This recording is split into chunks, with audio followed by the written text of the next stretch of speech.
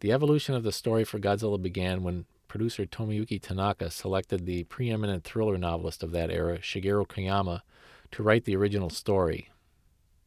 Because he had written several stories that had mutant sea creatures, Tanaka looked at Koyama as an ideal choice.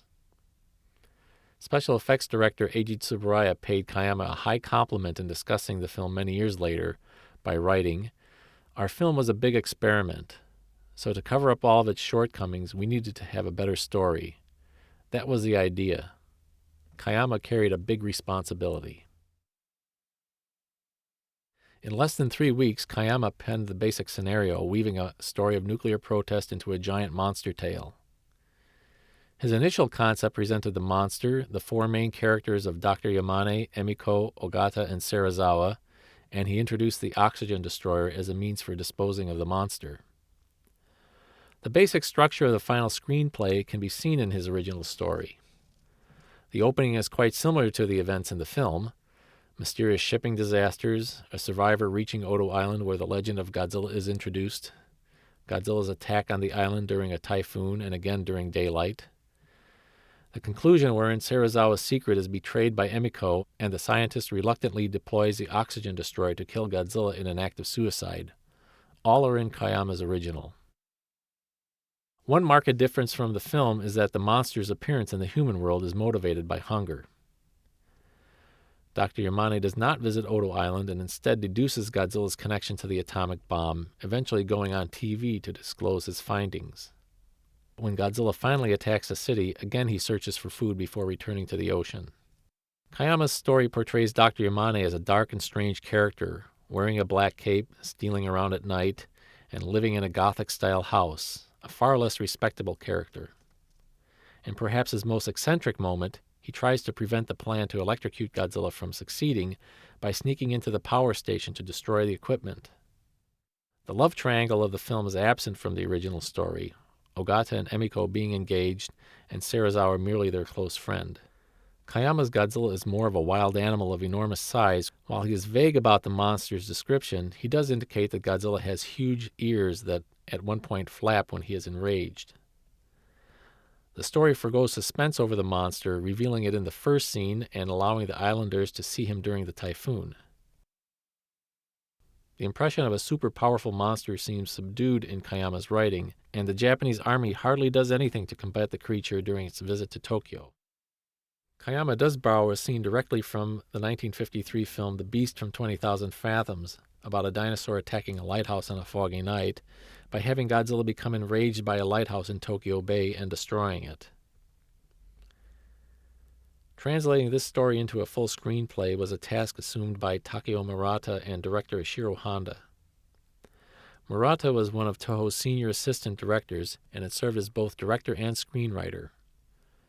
To flesh out the story, the pair locked themselves in a Japanese inn for 3 weeks, collaborating to produce a draft screenplay which would eventually undergo 2 more revisions. Once the screenplay was produced, Akira Watanabe and the art department converted the entire scenario into storyboards. To produce the nearly 300 pictorial sketches needed, several part-timers were hired, the result being that the monster's appearance varied greatly from sketch to sketch. This storyboarding technique, first used by Disney for Snow White, had never been used in Japan until this film. Since the images of Godzilla were so difficult for the staff to imagine, these sketches were necessary in order to give the staff some idea what they would be attempting to create. One obvious change from Koyama's story was to tone down the peculiar nature of Dr. Yamane. Making him an ordinary, likable, and highly respected scientist, Yamane's plea to study Godzilla not as a rare specimen, but more importantly because of its ability to survive the atomic bomb, seemed dramatically more credible. Adding the love triangle between Serizawa, Ogata, and Emiko, with Emiko's betrothal to Serizawa made by Dr. Yamane many years earlier, amplified the drama and cleverly intertwined Serizawa's personal agony and ultimate sacrifice, making him much more sympathetic. The characters of Dr. Tanabe and reporter Hagiwara were also added, which, while not major players, each played a vital role to reveal key plot points. Although Honda co-wrote the shooting script, he retained a flexible approach to filming the final draft. A number of scenes were either struck from the approved script prior to filming or were filmed but later discarded in post-production. Unfortunately, when scenes were deleted, the negatives were destroyed and the scenes were lost forever, save for a few still photographs. At one point, there was a plan to film a flashback scene of Emiko and Serizawa, showing the two of them as teenagers to establish the long-standing platonic nature of their relationship.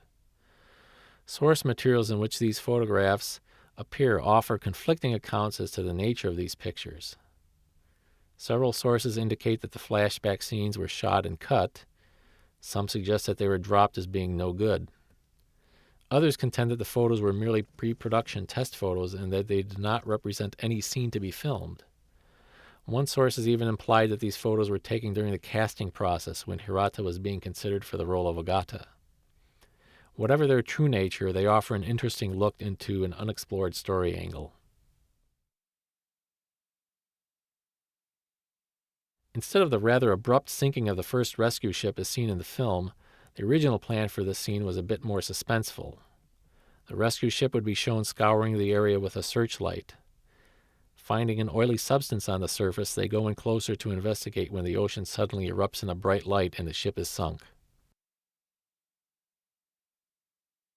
When Hagiwara first arrives on Odo Island to investigate the story of the ship survivors, he is surrounded by a group of children. That his inquiries as to the whereabouts of Masaji are met with laughter and giggling establishes why Masaji is so annoyed when he is interviewed. His story has obviously become a source of ridicule among the islanders. A number of other small scenes which included Hagiwara, such as his presence on one of the destroyers conducting the depth charge operation, were deleted before filming. The entire Odo Island sequence where the research team visits the island was rearranged.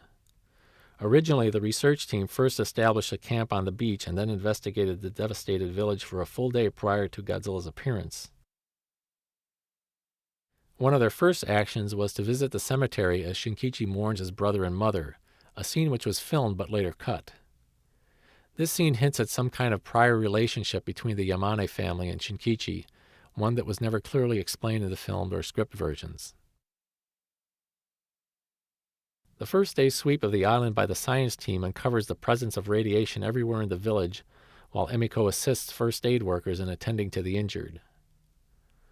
Radiation is first discovered when Masaji's raft is examined, and then at the beach where he was washed ashore. Finally, the village's wells are checked, all showing traces of radiation. The discovery of the trilobite is not made at this time.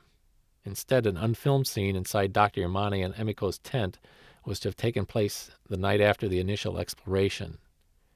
Here the scientist hints to Emiko that he knows what was responsible for the village's destruction, though it is too fantastic for him to say yet. Godzilla's initial appearance, as originally conceived, took place the following morning. Emiko and Ogata stroll the beach before the rest of the team has awoken. As Emiko breathes in the fresh morning air, she is startled to see a huge rock in the surf suddenly begin to vibrate. When Emiko screams, Ogata notices that the boulder is indeed moving. Unbeknownst to them, it is actually the tip of Godzilla's tail. Shinkichi rushes forth with a rifle and fires off a few shots as the rock disappears behind a cliff. A considerable amount of footage was shot for this sequence, but eventually was discarded when the entire timeline of the Odo Island scenes was reordered weeks later. From this point forward, the ringing of the bell and the appearance of Godzilla over the mountain occurs. Everyone carries weapons up the mountain prepared to fight, even Emiko. The first glimpse of Godzilla was meant to be a bit more shocking. A bleeding cow was to be hanging from Godzilla's mouth, a carryover from the original story that emphasized Godzilla's hunger as a reason for him to appear. Test shots of this effect were actually taken, but after seeing rushes, cameraman Eric Kawa convinced Eiji Tsuburaya that the scene was just too gruesome, so they were removed.